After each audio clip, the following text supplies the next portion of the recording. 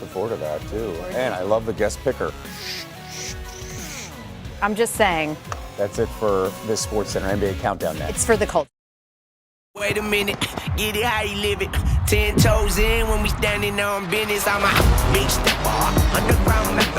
Oh, this was a wild ride. Straight to Do not sleep on San Antonio. Whatever needs to be done, this brother is capable of doing. If you have Steph Curry, it's all about winning championship. Welcome to NBA Countdown presented by DoorDash. The defending champs versus the reigning rookie of the year. Steph Curry versus Klay Thompson, part 2. Those are just the headlines of tonight's NBA slate. 15 games, all 30 teams in action as we march towards the All-Star break. So no time to waste.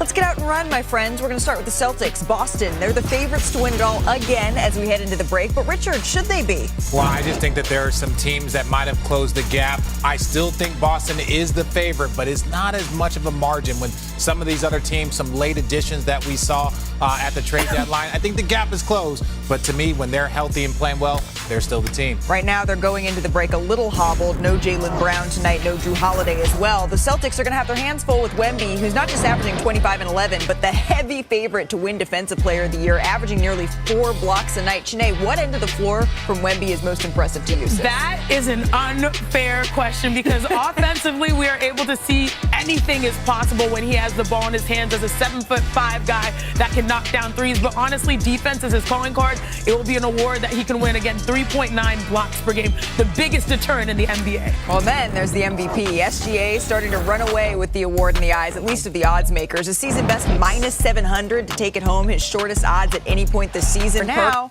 just about time for tip-off, my friends. Let's go. I miss my crew. I wish I was going to the wig shop with you guys Take it away. afterwards. See you, Rooks. You don't miss us? No, I ain't. Oh, thank you very much, Richard. Malika, crew, the wig shop will have to wait. But basketball is here. It's the Spurs and the Celtics on a chilly Wednesday evening in Boston, Massachusetts. You can see the fans all bundled up, heading into TD Garden to see Victor Wembanyama and the Spurs take on the Celtics as we welcome you to NBA Courtside, presented by DoorDash.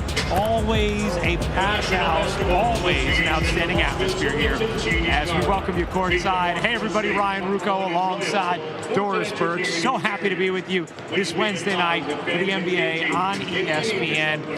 Doris, it is always an interesting challenge for opponents going up against the extraterrestrial that is that man, Victor Wembanyama. And I think the only people who really understand that challenge are the guys who are trying to contend with him on both sides of the floor. We're going to try to give you a little feel for what's coming at you with this 7'3" phenom. So, okay, you are throwing a lob. You throw it behind his head, but the radius, the catch radius and finish ability is off the charts. Now you're guarding him. He's going to go off the back foot, and your challenge has to be at 7'6", or it's not good enough.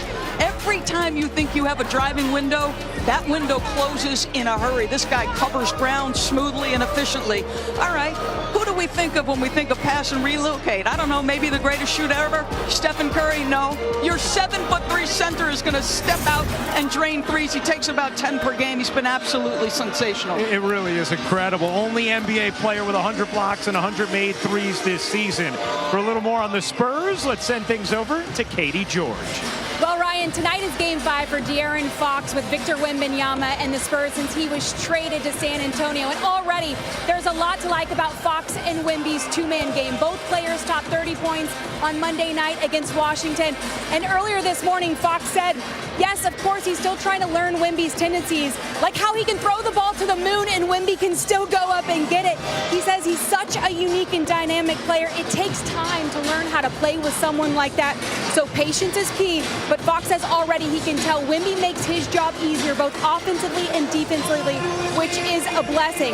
Now, Fox just joined the Spurs, and the team has since been on a 6-game road trip. So Fox has yet to have a full practice with his new teammates. He's looking forward to getting some time with them post All-Star break, Ryan. Oh, no doubt about that, Katie. Thank you very much. Meanwhile, a team that knows each other very well, the Boston Celtics, found their footing of late. Will be without a couple key pieces tonight. No Jaylen Brown, no Drew Holiday, but they will have Jason Tatum, who's having another terrific season. The champs are looking like champs again. They've won 6 of 7, and it's no coincidence that Jason Tatum is playing exceptional basketball. He put 40 on the Knicks in an electric environment at MSG, backed it up with 33. He's taking over these games, and oh, by the way, without Jaylen Brown, he averages north of 30. What does he have in store for us? We shall see before he heads out west to the All-Star game. Meanwhile, Derek White going up against his former team, Celtics, Spurs. The studio crew will have more next on Courtside.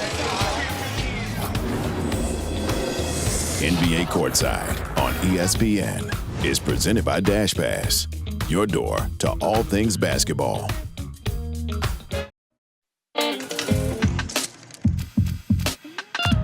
Some things in life are great on their own, but when paired up with something else, now that's different. Next level magic. Few teams have the combination of size and speed like San Antonio. Fox, Fox clutch, De'Aaron Fox, Wemby with the foul flush. You're saying they have a legit two-headed monster. He's special. That's why I think this group can do a lot of things. The question is, will it lead to winning? Jaylen Brown, he's got Jason Tatum riding shotgun. For Boston, that question has already been answered. What they gonna say now? But it took patience and persistence for this duo to reach these heights.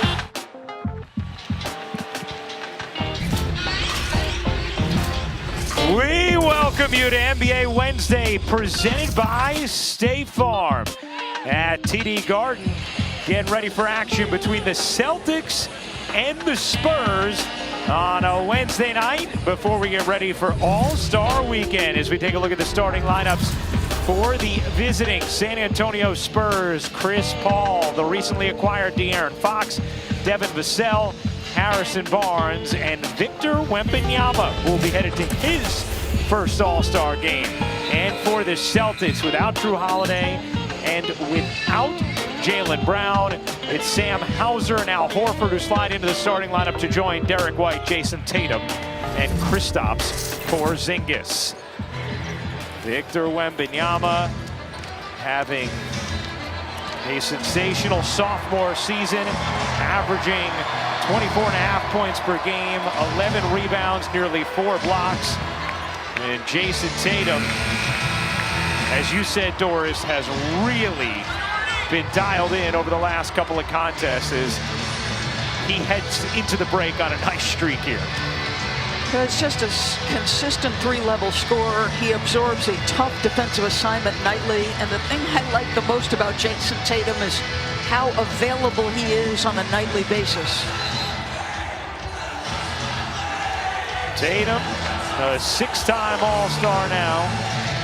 Wemby and Porzingis jump it up, and Boston wins the tip. We are underway. Celtics have won their